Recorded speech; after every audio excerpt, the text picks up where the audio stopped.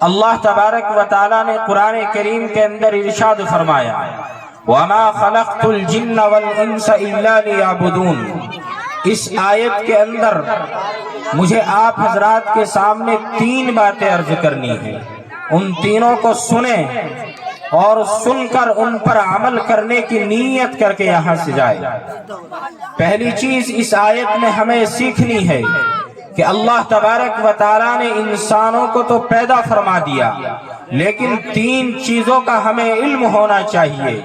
پہلی چیز ہے مقصد تخلیق،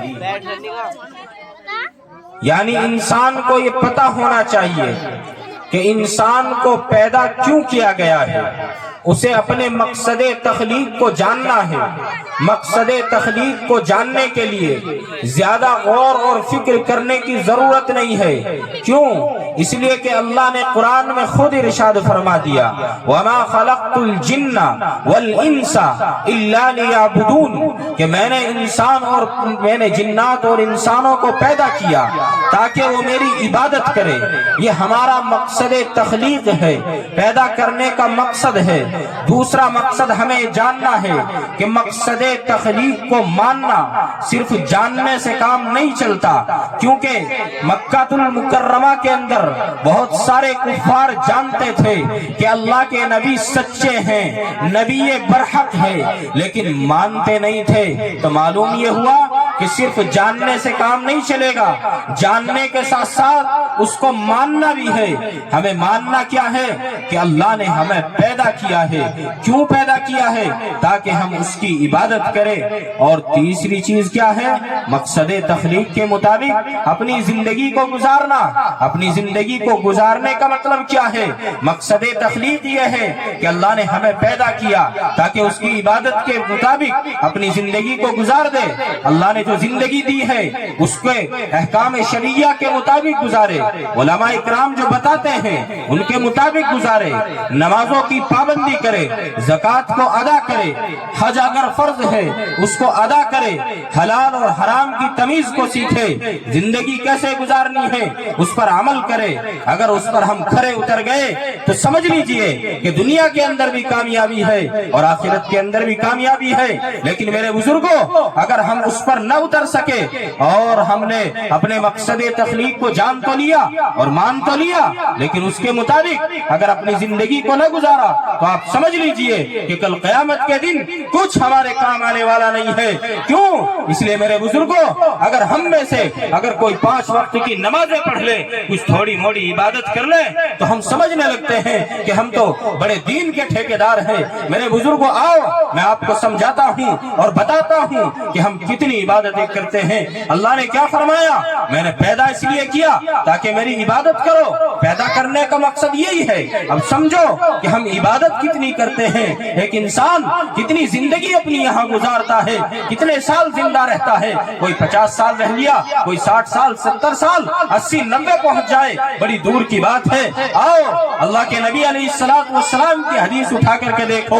نبی علیہ السلام نے بتایا کہ میری امت کی جو عمومی عمر ہے وہ تقریباً 60 سے 70 سال کے بیچ ہے۔ میری امت کا انسان اتنا زندہ رہے گا، 60 سال جی جائے، 70 جی جائے، ہو سکتا ہے کوئی اس سے اوپر بھی پہنچ جائے۔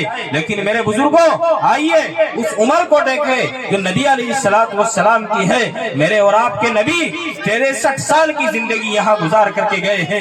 آپ فرض کر لیجئے اور مان لیجئے کہ ہم سب 63 سال زندہ رہیں گے۔ اب ان 63 سال میں ہم دیکھیں کہ وَمَا خَلَقْتُ الْجِنَّ وَالْإِنسَ إِلَّا لِيَعْبُدُونَ، اللہ نے پیدا تو یوں کیا تاکہ اس کی عبادت کرے۔ اب ہم اس پر کتنے کھرے اترے؟ ہمیں 63 سال کی زندگی ملی، 63 سال کو 3 جگہ بانٹ دیجئے اور دیکھیے انسان کی صحت کے لیے، اس کے سونے کے لیے کتنا وقت چاہیے؟ کم از کم 8 گھنٹے ضرور ہونا چاہیے۔ جو انسان 8 گھنٹے نہیں سوتا اس کو تو حکیم بھی کہہ دیتے ہیں، ڈاکٹر بھی کہہ لیتے ہیں کہ آپ کی صحت خراب ہو جائے گی، اسی لیے 8 گھنٹہ تو سونا ضروری ہے۔ گویا کہ انسان نے 8 گھنٹے روز سویا، کوئی تو زیادہ بھی سوتا ہے، لیکن 8 گھنٹے مانیے 8 گھنٹے انسان سو گیا، ساری زندگی 8 گھنٹے روزانہ سوتا رہا۔ 63 سال میں سے روزانہ کے 8 نکال دیجئے، گویا کہ 21 سال اس نے اپنے سونے میں گزار دیے، 21 سال تک مسلسل سوتا رہا۔ اب کتنے بچ گئے؟ 63 میں سے 21 نکال دو، کتنے بچے؟ کتنے؟ 42 بچ گئے۔ 63 سال کو نکال دیے، اس کے بعد پھر انسان اپنی نوکری کرتا ہے، کام کاج کرتا ہے۔ دنیا کا بھی دستور ہے، اگر کسی کی نوکری لگ جائے، انسان تو دن رات کماتا ہے آج کل، لیکن کم از کم انسان دنیا کا دستور یہ ہے کہ 8 گھنٹے کی ڈیوٹی ہونا ضروری ہے۔ جو آدمی 8 گھنٹے بھی کام نہیں کرتا، سمجھ لو وہ نوکری بھی نہیں کرتا، تو 8 گھنٹے انسان اپنے کام کرتا رہا، روزانہ 8 کر کے، گویا کہ 21 سال اس نے کام کرنے میں گزار دیے۔ 21 سال تک سوتا رہا، 21 سال تک اپنے کام کاج کرتا رہا، دنیا کماتا رہا۔ کتنے ہو گئے؟ 42 سال ہو گئے۔ اب زندگی کے کتنے بچے؟ صرف 21 سال بچ گئے۔ اب کتنی عبادت کی؟ یہ 42 تو ایسے ہیں جن میں نہ کوئی سجدہ کیا، نہ کوئی اللہ کہا، نہ کوئی دین کا کام کیا۔ کیوں؟ اس لیے کہ 21 تو سونے کے ہو گئے اور 21 کام کاج کرنے کے ہو گئے، 21 سال بچ گئے۔ اب ان 21 میں بھی انسان عبادت نہیں کرتا، بلکہ کیوں؟ آئیے، شریعت کا یہ احکام ہے کہ جب انسان 14 سال کا ہو جاتا ہے، جب وہ بالغ ہو جاتا ہے، تو اس پر شریعت لاگو ہوتی ہے، اس پر نماز فرض ہوتی ہے۔ 14 یہ بھی نکل گئے، کتنے بچے؟ زندگی کے صرف 6 سال بچ گئے۔ ہم اور آپ تو یہ سمجھتے ہیں کہ ہم تو بڑی نمازیں پڑھتے ہیں، بڑی عبادتیں کرتے ہیں، ارے کبھی حساب تو لگا کے دیکھو، یہ 6 سال بچ گئے اور 6 سال بھی عبادت نہیں کی۔ اگر کوئی انسان پابندی کے ساتھ میں نماز پڑھتا ہے، بزرگوں، اگر کوئی انسان پابندی کے ساتھ 5 وقت کی جو فرض نمازیں ہیں انہیں ادا کرتا ہے، وقت پر نماز پڑھتا ہے، تو اگر پوری زندگی 63 سال کی نماز بھی پڑھتا رہا تو پتہ کتنا وقت لگا؟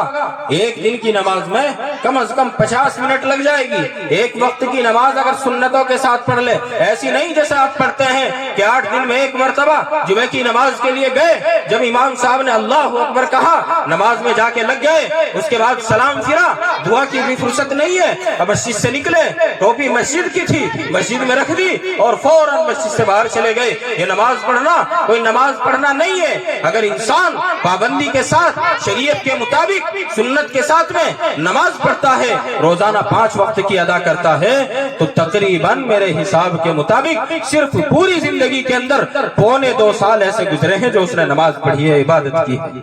کتنے؟ 2.25 سال۔ کسی نے کچھ زیادہ ہی پڑھ لی، اشراق بھی پڑھ لی کسی نے، تو سمجھ لو کہ 2 سال عبادت کر لی۔ ارے خدا کے بندو، جس خدا نے پیدا کیوں کیا تھا، وَمَا خَلَقْتُ الْجِنَّ وَالْإِنسَ، کہ میں نے انسان کو اس لیے پیدا کیا، إِلَّا لِيَعْبُدُونَ، تاکہ وہ میری عبادت کرے۔ 63 سال کی زندگی دے دی، عبادت کتنی کری؟ اگر عبادت کی ہے، ہم تو کرتے ہی نہیں، اگر عبادت کر لی، نمازیں پڑھ لی، تو عبادت کتنی کی ہے؟ 2.25 سال۔ اور 2.25 سال جس نے عبادت کر لی، جو 5 وقت کا نمازی بن گیا، وہ اپنے آپ کو کیا سمجھ رہا ہے؟ کیا وہ دین کا ٹھیکیدار ہوا؟ جنت اس کے حق میں آ گئی، اب جنت سے اس کو کوئی روک نہیں سکتا، اب وہ سارے فیصلے اس کے ہاتھوں میں آ گئے۔ اور میرے بزرگوں، اگر انسان نے نماز پابندی کے ساتھ میں پڑھ لی تو جب اس کے 2 سال بعد، غور کرنے کی بات ہے۔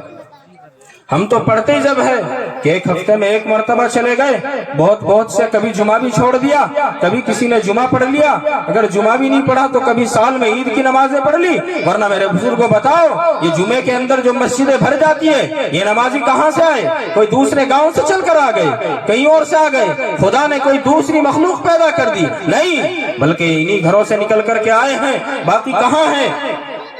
باقی نمازیں ختم ہو گئی۔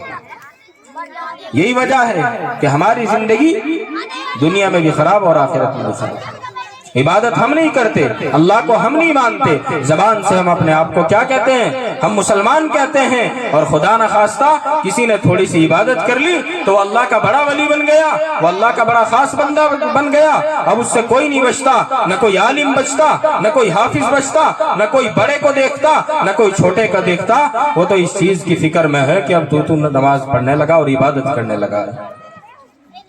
تو اس لیے میرے بزرگوں، اپنی زندگی کو پلٹ کر دیکھو اور اپنے زندگی کو صحیح راستے پر لاؤ، جس سے تمہیں پتا چلے کہ ہماری جو زندگی گزر رہی ہے وہ کس طریقے پر گزرنی چاہیے اور ہم گزار کیسے رہے ہیں۔ اب جس نے عبادت کی، جو عبادت کی نیت پر آ گیا، گویا کہ ہمیں تین چیزیں بتائی۔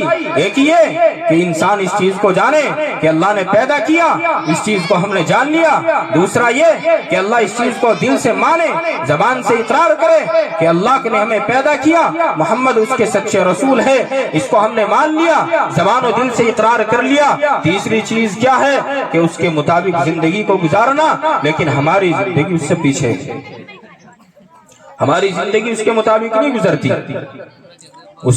ہماری زندگی اس کے مطابق کبھی نہیں گزرتی، ہماری زندگی تو اس سے بہت الگ ہے۔ اب انسان یہاں سے چلا جائے گا، جانا ہر انسان کو ضروری ہے، کوئی ہم چلا جائے گا، کوئی 40-50 سال کے بعد چلا جائے گا، لیکن انسان کی جب زندگی چلی گئی، آخرت کا بھی دیکھنا ہے، وہاں بھی جا کے حساب و کتاب ہونا ہے۔